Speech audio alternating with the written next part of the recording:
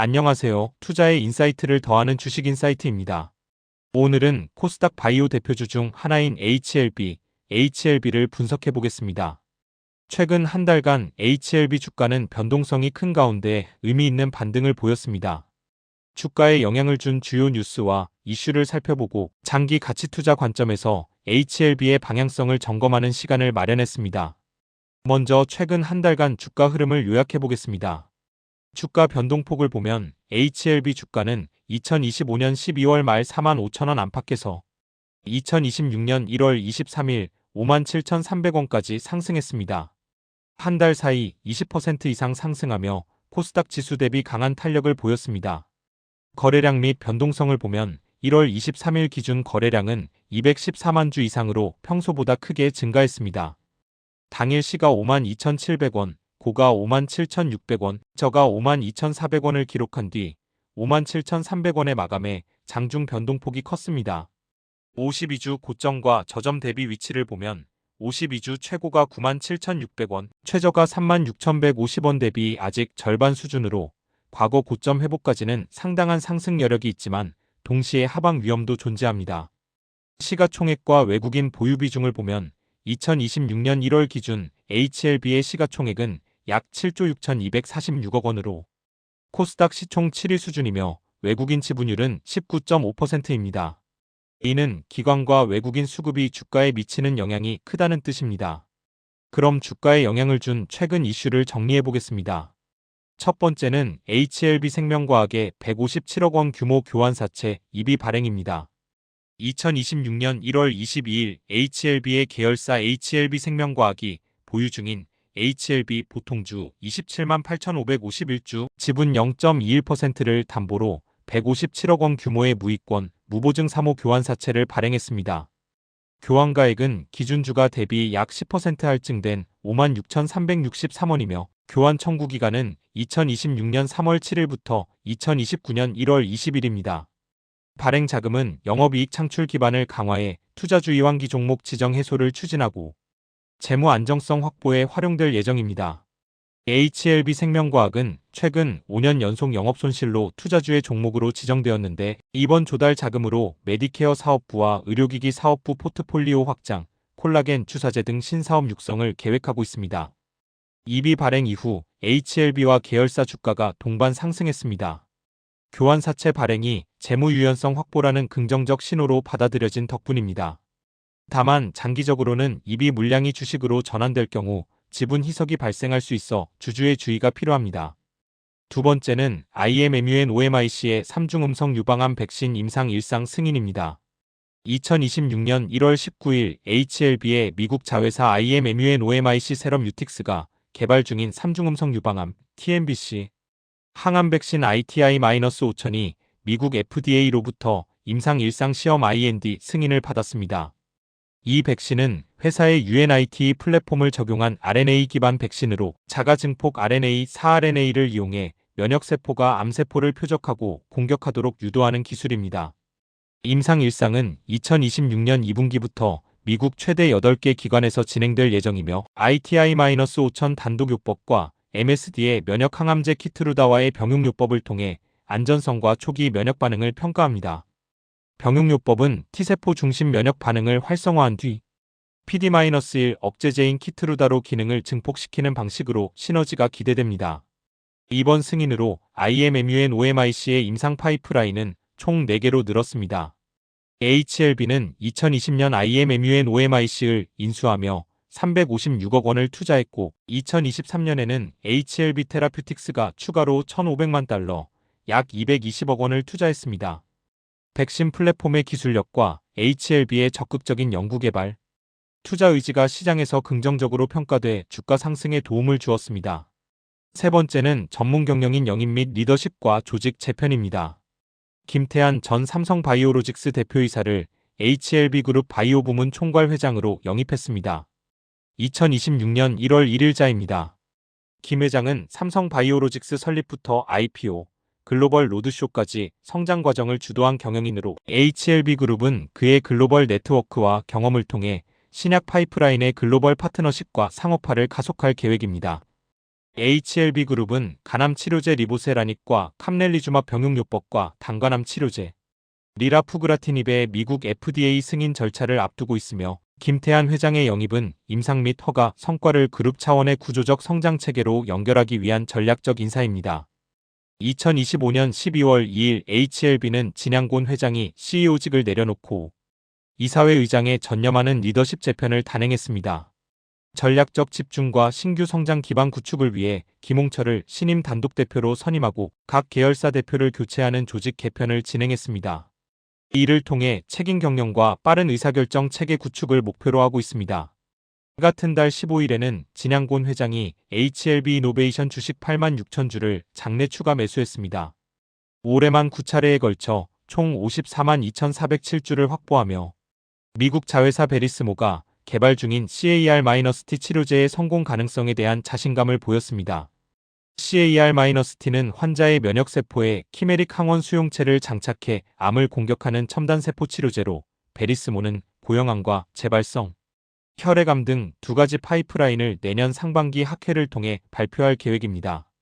HLB그룹은 2025년 말 학동 사옥을 개소하며 주요 계열사를 한 공간에 직결시켰습니다. 새 사옥은 연면적 9,610제곱미터, 지하 4층, 지상 7층 규모로 HLB, HLB생명과학, HLB제약, HLB테라퓨틱스, HLB글로벌 등 서울 소재 주요 계열사가 입주해 협업과 시너지를 강화하고자 합니다. 진양곤 회장은 개소식에서 서로의 아이디어를 나누며 함께 성장하자는 메시지를 전했습니다. 네 번째는 자금 조달과 오버행 리스크입니다. HLB는 신약 개발과 글로벌 상업화, 자금을 확보하기 위해 잇따라 전환사채 CB와 교환사채 EB 발행에 나섰습니다. 2025년 11월에는 영국계 운용사 LMR 파트너스를 대상으로 1억 4천만 달러 규모 신주인 수권부사채 BW와 500만 달러 규모 EB를 사모 형태로 발행해 총 2,069억 원을 조달했습니다. 투자대금은 에스크로 계좌에 예치되어 임상개발 및 상업화에만 사용할 수 있도록 설계됐습니다. 2025년 9월 데일리팜 보도에 따르면 HLB는 2년 동안 1,430억 원 규모의 CB를 발행했으며 이번 200억 원 규모 CB까지 포함하면 미상환 CB가 1,026억 원에 달합니다. 반복적인 CB 발행은 자금 조달에는 도움이 되지만 향후 주식 전환 시 지분 희석과 오버행 부담이 커질 수 있다는 지적도 있습니다. 특히 리픽싱 조건에 따라 주가가 하락하면 전환가액이 낮아져 주식 발행량이 늘어나기 때문에 주가 하락 압력이 가중될 수 있습니다. 주가 약세의 원인 중 하나는 간암 신약 리보세라닉과 캄렐리주맙 병용요법의 FDA 허가가 2번 연속 불발된 점입니다. 2025년 3월 FDA가 최종 보완 요청서 CRL을 보내면서 허가가 지연돼 HLB 주가는 52주, 최고가 97,600원에서 4만원대까지 급락했습니다.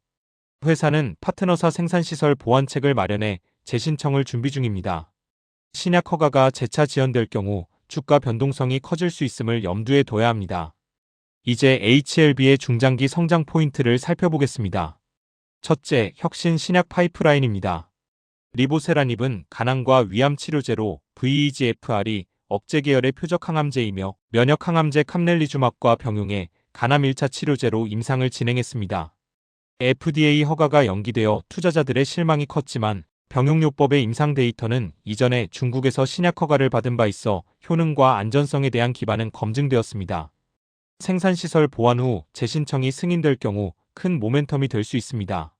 리라푸그라티닙은 당간암 치료제로 FGFR이 저해제 계열 신약으로 미국 FDA의 희귀의약품 지정 및 우선심사 대상에 포함되어 있습니다. 임상 이상 결과가 긍정적으로 나와 상업화 기대감이 큽니다. UNITE 플랫폼 기반 백신을 보면 IMMUNOMIC의 ITI-5000 외에도 ITI-3000, 희귀 피부암 ITI-1001 교모세포종 백신, ITI-1000 교모세포종, 세포치료제 등 총 4개의 임상 파이프라인을 보유하고 있습니다.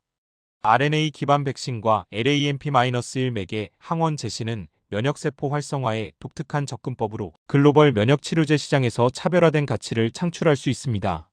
CAR-T 치료제를 보면 HLB 이노베이션 산하 미국 자회사 베리스모가 고형암과 재발성, 혈액암을 대상으로 CAR-T 치료제 임상을 진행 중입니다. 진양곤 회장이 지속적으로 자사주를 매입하며 자신감을 표하고 있다는 점도 장기 투자자에게 긍정적 신호입니다. 둘째, 글로벌 파트너십 및 재무적 여력입니다. LMR 파트너스와의 2069억 원 투자 계약처럼 글로벌 자본을 유치하고 임상 자금을 확보하는 능력은 HLB의 경쟁력입니다. 에스크로 구조를 통해 투자자와 주주 모두의 이해를 충족시키는 방식을 선택했습니다. 계열사 간 협업을 강화한 합동 사옥 집결은 연구, 개발, 상업화의 효율을 높일 수 있습니다. 또한 김태한 회장 영입과 같은 전문 경영인 선임은 글로벌 사업 추진에 긍정적인 효과를 낼 것으로 기대됩니다. 다만 지속적인 EB와 CB 발행에 따른 재무 레버리지와 지분 희석 리스크는 염두에 두어야 합니다. 장기 투자자는 신약 허가 일정과 추가 자금 조달 계획을 모니터링하는 것이 중요합니다. 셋째, 기업 문화와 ESG 요소입니다. HLB는 휴먼 라이프 베터라는 경영 철학을 내세우며 임직원 복지와 사회적 가치 창출에 주력하고 있습니다. 학동 사옥의 렌토 1975 카페는 장애인 바리스타가 근무하는 포용 공간으로 꾸며졌으며 옥상 정원과 협업 공간 등에서 창의와 소통을 강조합니다. 이러한 문화는 ESG 가치를 중시하는 장기 투자자들에게 긍정적으로 비칠 수 있습니다. 장기 가치 투자 관점에서의 전망을 정성적 의견으로 말씀드리겠습니다. 첫째, 임상 성공과 실패가 주가를 좌우합니다. HLB는 여러 혁신 신약 파이프라인을 보유한 만큼 한 건의 임상 성공이 기업 가치를 크게 끌어올릴 수 있지만 반대로 임상 지연이나 실패는 주가 하락을 초래할 수 있습니다. 특히 리보세라닉과 캄렐리주맙 병용요법의 허가 여부는 주가의 단기 변동성을 결정짓는 핵심 변수입니다. 투자자는 임상 일정과 규제기관의 검토 과정에 주의를 기울여야 합니다. 둘째, 재무 안정성 확보 여부입니다. EB와 CB 발행을 통한 대규모 자금 조달은 연구개발과 상업화를 지원하는 긍정적 요소이지만 발행량이 많아질수록 주식 전환 시 주주 가치가 희석되는 부작용이 있습니다. EB 발행 자금의 효율적인 사용과 미상환, 메자닌 규모 축소 계획이 확인된다면 장기 투자자들의 신뢰를 높일 수 있을 것입니다. 셋째, 글로벌 경쟁 심화입니다. 항암제 및 CAR-T, 백신 시장은 글로벌 기업 간 경쟁이 치열합니다.